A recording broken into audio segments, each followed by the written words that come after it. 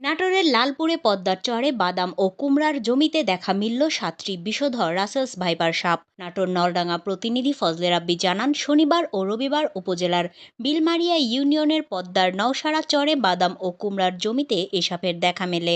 এ সময় একটি মা সাপ সহ ৫টি বাচ্চা রাসেলস ভাইপার সাপ পিটিয়ে হত্যা করে কৃষকেরা। স্থানীয় সূত্রে জানা যায়, শনিবার পদ্মার চরে বাদাম ও কুমড়ার জমিতে কাজ করছিলেন কয়েকজন কৃষক। সময় হঠাৎ বিশাল একটি মা রাসেলস ভাইপার সাপ তারা দেখতে পায়। এরপর চরে বাদাম তুলতে আসা কয়েকজন কৃষক মিলে ওই সাপটিকে পিটিয়ে মেরে সেখানে আরো সাপ আছে কিনা তা খুঁজতে থাকেন। এক পর্যায়ে বাদামের জমিতে আরো ৩টি বাচ্চা সাপ দেখতে পেয়ে পিটিয়ে মেরে ফেলে।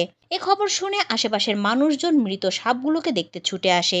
পরের দিন রবিবার চরে কুমড়ার জমিতে ঘাস কাটার সময় ৩টি রাসেলস ভাইপার সাপের বাচ্চা দেখতে পায় মহরকয়া কয়লার ডহর গ্রামের লোকমান মিস্ত্রির ছেলে কাজল নামের এক যুবক। এ সময় আতঙ্কিত হয়ে একটি সাপের বাচ্চাকে কুপিয়ে মেরে ফেলে এবং ২টি জীবিত রাসেলস ভাইপার সাপের বাচ্চাকে কৌটা বন্দী করে এলাকাবাসীকে দেখানোর উদ্দেশ্যে বাড়িতে নিয়ে আসে। এ ঘটনায় জনমনে আতঙ্ক বিরাজ করছে। বাংলাদেশ জীববৈচিত্র্য সংরক্ষণ ফেডারেশন BBCF এর কেন্দ্রীয় প্রচার সম্পাদক ফজলে রাব্বি বলেন, সাপ একটি নিরীহ প্রাণী, কিন্তু বর্তমানে রাসেল ভাইপার নামে সারা বাংলাদেশে নির্বিষ সাপ নিধন করা হচ্ছে, তা অচিরে বন্ধ করা প্রয়োজন। আর সাপে কামড়ালে ওঝার কাছে না গিয়ে সরাসরি হাসপাতালে যেতে হবে, তাহলে রোগীকে বাঁচানো সম্ভব। আর সাপের যে খাদ্যগুলো ছিল আপনার বিজি, গুইসাপ, পেঁচা, এই বন্যপ্রাণী নিধনের ফলে প্রকৃতির ভারসাম্য নষ্ট হয়েছে, যার ফলে এই সাপগুলো বৃদ্ধি পাইছে।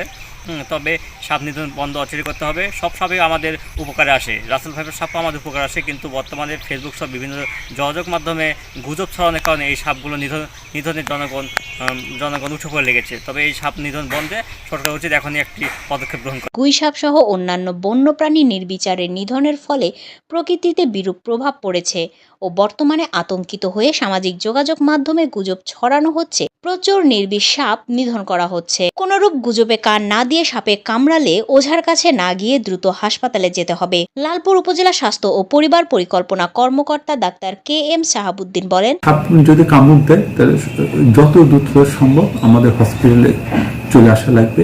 আমরা হচ্ছে প্রস্তুত হচ্ছে অ্যান্টি স্নেক ভেনাম দেওয়ার জন্য। যদি বিষধর সাপ থাকলে আমাদের এখানে পর্যাপ্ত হচ্ছে মজুদ আছে, আমরা দেওয়ার জন্য হচ্ছে প্রস্তুত।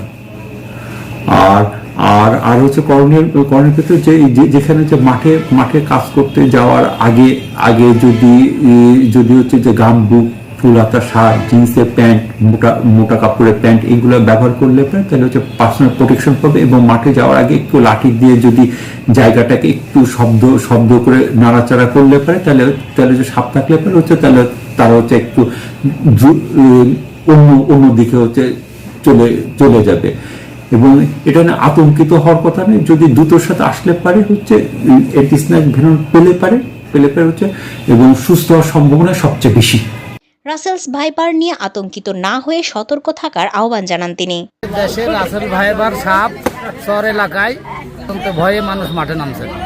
এই সাপ আমরা কোনোদিন দেখিনি শহরে, সবাই সতর্ক থাকবেন। এই সাপটা আমি প্রথমে দেখলাম, বাদাম তুলতে যায়, বাদাম হয়ে সাপটা পাওয়া গেছে আর কি। পরে এক লাতি মাঠে থেকে ধরে আসছে, সাপের বাচ্চা অনেক গেনানি দেখিছে আর কি, বড় সাপ দেখতে পাইনি, এটা ছোট। যাই হোক, খুব রিক্সে আর কি খোঁচা খাবার দিয়ে যেভাবে পারুক পলিসিনে করে এখানে নিয়ে আসছে আমার গ্রামে।